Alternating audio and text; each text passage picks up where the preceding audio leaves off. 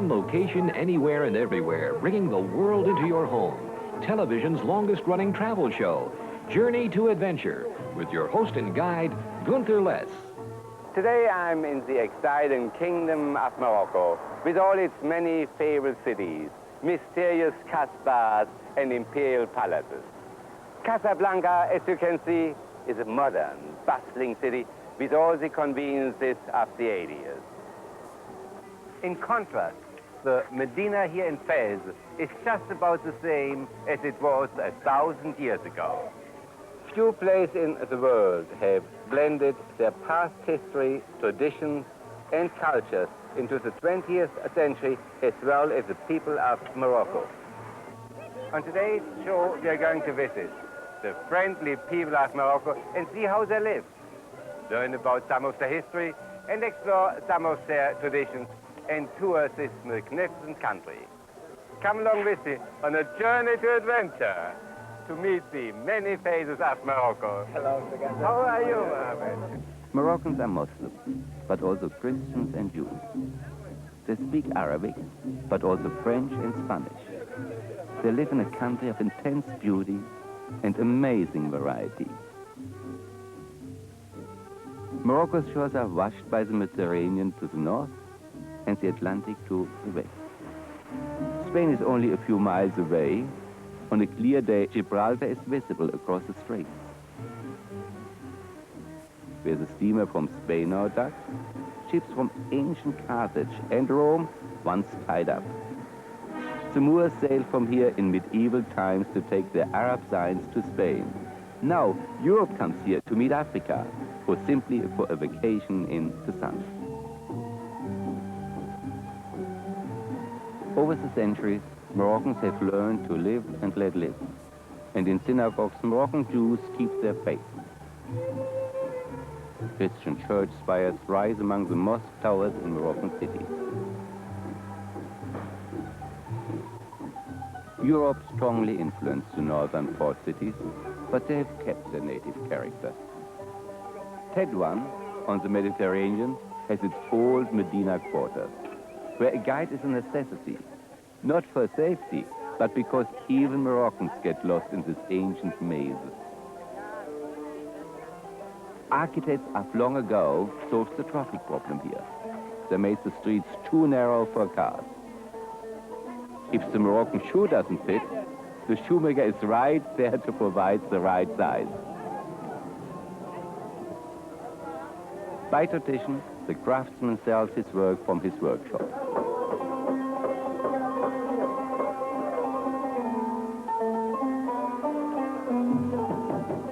Moroccans come from all over the country to show their wares in Tetuan. These women have walked many miles from the mountains to bring their native weaving to this market. They come to cities that once had strong ties to Spain. Moors from Spain, putting their marks on Tetuan buildings, named the city Daughter of Granada.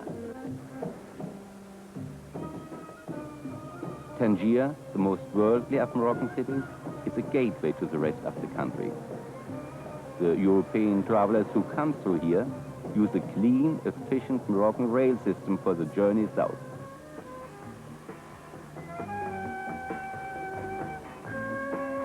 My wife and I stayed at the Minster Hotel. All the jet-edge comfort installed in Moorish architecture. It was from the Moroccans that the Spanish learned this style.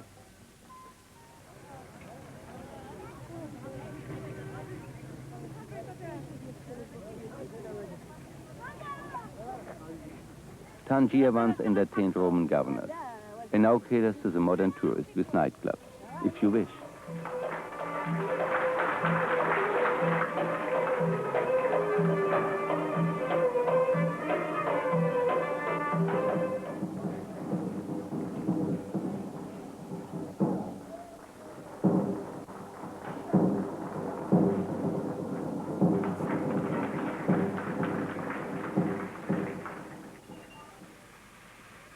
Short journeys in Morocco can cover centuries. We are going south and inland through rolling lush hills with olive groves. We are on our way to a city that is almost secret and totally Moroccan. There is no foreign influence on Fez. This is not a show for visitors. It is simply that Morocco sees no reason to bury the past.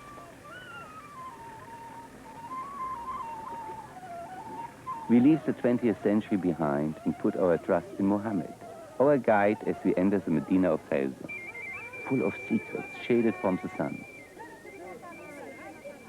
Medinas are the oldest part of Moroccan cities, still surrounded by walls. Our guide took us to a store selling henna, which is still in fashion here, both as a tint for hair and this was new to us, as a means of making designs on women's hands to bring good luck in searching for a husband.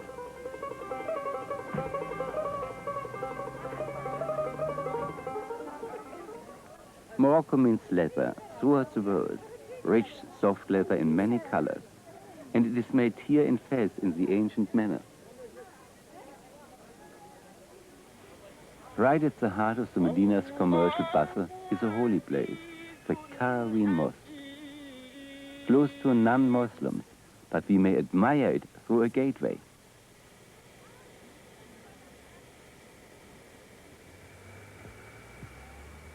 West again, only a few miles from Fez, the city of learning and faith, to Meknes, the seat of one of the most remarkable leaders in Moroccan history.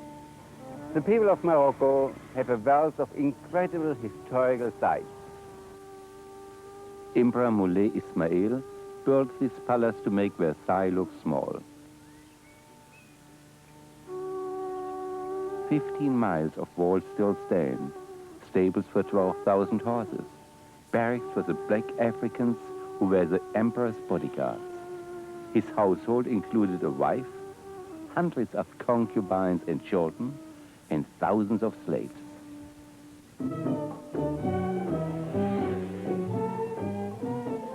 Rabat must deal with the 20th century because it's the nation's capital. It does so gracefully. The currents of the new ways and the old mingle in the city's streets. Moroccan tolerance respects the veil, but it is not shocked by European stylishness.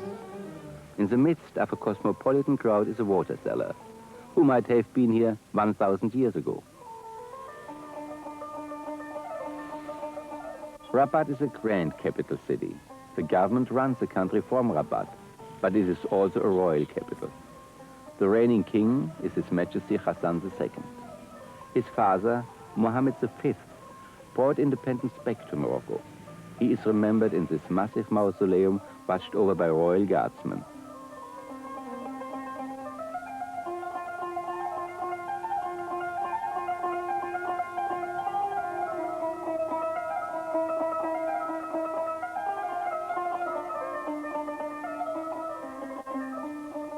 This mosque might have been the largest in all Islam, but construction stopped with the death of the 12th century ruler who began it. The completed portion came crashing down in the same earthquake that devastated Lisbon in the 18th century.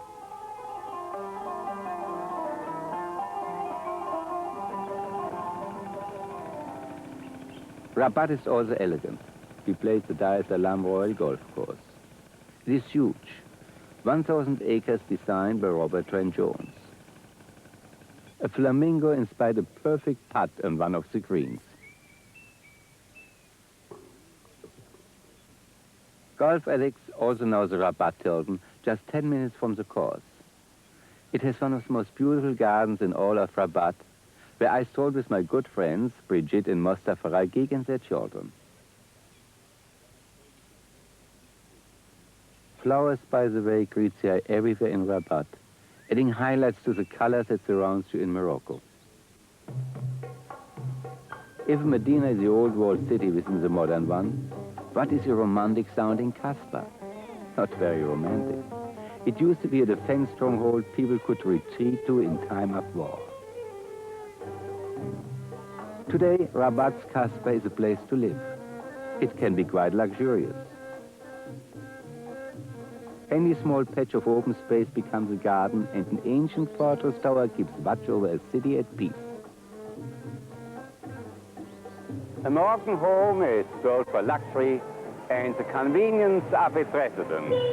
From the outside, you never know what's behind the door.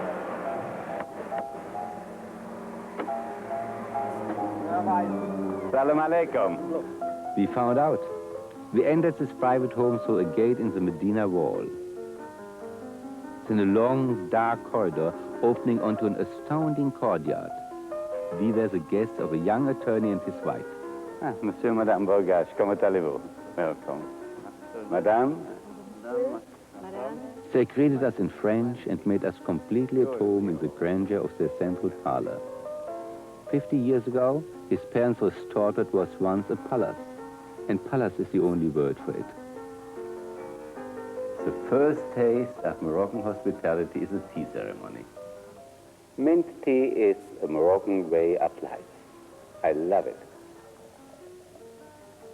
It is a strong tea with lots of sugar and equally strong infusion of mint.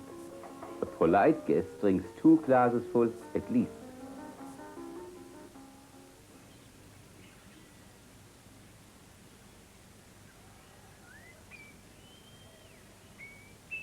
Moroccan hospitality followed us wherever we went. On a mountain route a few days later, we stopped to admire the view. As we looked at the great Atlas range, some local children came to look at us. They were healthy, jolly youngsters who might have come out of a Swiss cottage.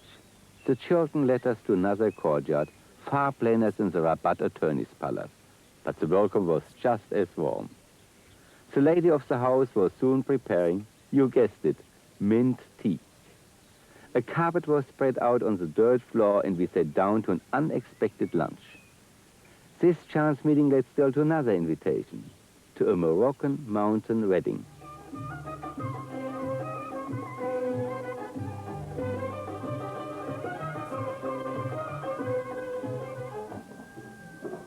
The young couple could not have chosen a more dramatic setting than an ancient ruin for the elaborate Moroccan ceremony.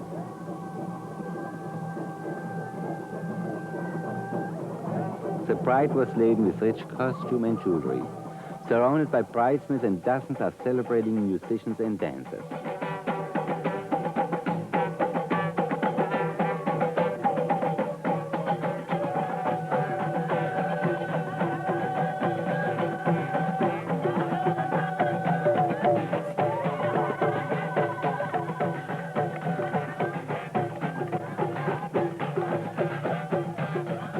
Mohammed, the groom, was kind enough and calm enough to answer some of our many questions. Mohammed, my friend, how long will the ceremony last? Well, I hope it will last forever, but mine it usually lasts around 7 days. Is it a secret, Mohammed, or can you tell me how you met your bride? Well, my marriage was arranged by the families. And we find that family-arranged marriages are usually very successful, and we have modern marriages like everywhere else, you know.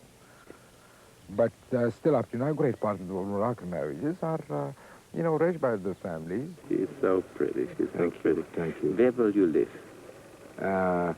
We will go back to our village, not far from the Sahara, in the oasis. Mohammed, I think your bride is very, very beautiful. I think the jewelry is magnificent. When you say you hire it, does everyone then hire the same jewelry? Most of the time, because in effect, like you can see, there are tons of gold and pearls. And nobody can afford to have them. Of course not. That's why we do usually have, or most of the families do hire, in fact, this ceremonial outfit. May I say, shukran, mabruk, alaikum. Thank you.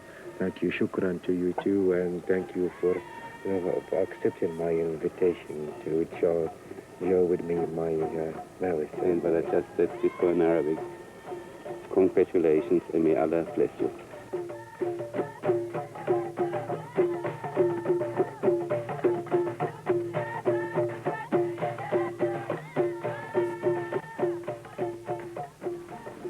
Many travelers are surprised to see high mountains in Morocco, but this is real African snow. The answer to your question is yes. There is skiing in Morocco in the Atlas Mountains. There are several splendid ski resorts.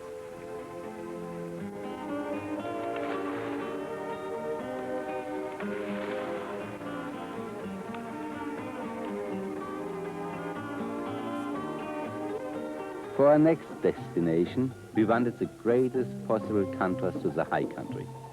We traveled by road down to the foothills, to the city that was once the last outpost before the mountain passes and the desert beyond. Marrakesh, the Red City, the oasis city, which seems to have been baked by the sun to its deep colors. Summer is certainly hot here, but it's a dry, tolerable heat. The pace of life can be slow, but the sun is high. Transportation is leisurely. But as the sun declines, Jam el Fna comes to life. It is a huge central square where anything can happen, and certainly well. This is an unending theater and also a meeting place. There are enough performers to make half a dozen circuses.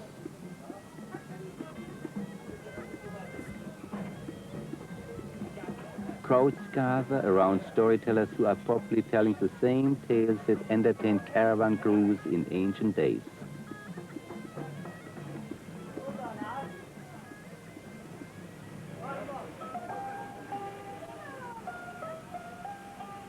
If the excitement wears you out, what about dinner? Some make a pilgrimage to Marrakesh just to taste the food. The Mamounia Hotel that used to be Winston Churchill's favorite gave us a course in Moroccan cuisine. Round dishes are tagines. This one of chicken with lemon and olives, a whole lamb roasted over charcoal, and my favorite, a marvelous pastry confection, the pastella. Couscous, a bouquet of meat, vegetables and spices decorating a mountain of semolina. One food expert wrote that there are 3 great cuisines in the world. French, of course, Chinese and Moroccan.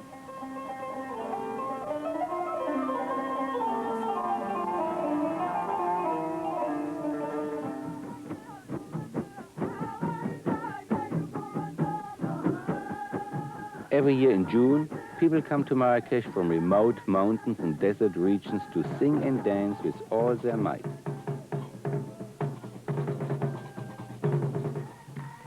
If tourists don't come to watch, that's all right. The drum beats would resound and the feet would fly anyway, because this annual festival is more evidence of the Moroccan delight in the past and traditions.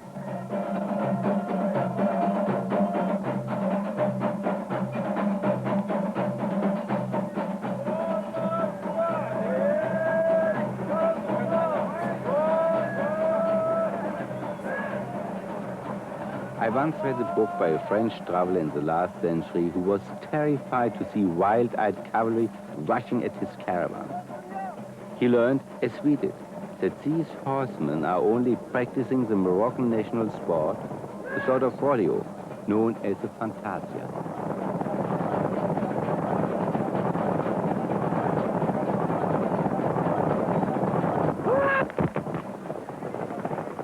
Hard riding is part of local celebrations all over the country.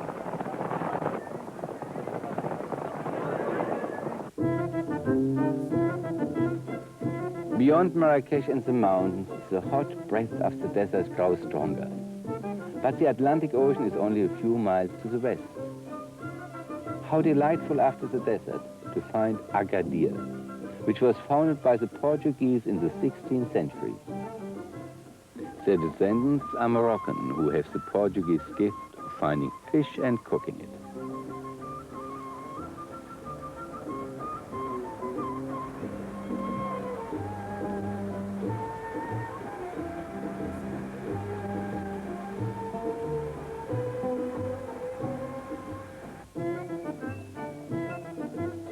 There is a lot more than fish in Agadir. It is a resort city that visitors call the African Riviera. But in southern France, in the resort hotels, you would never find weavers at work on exquisite carpets like these.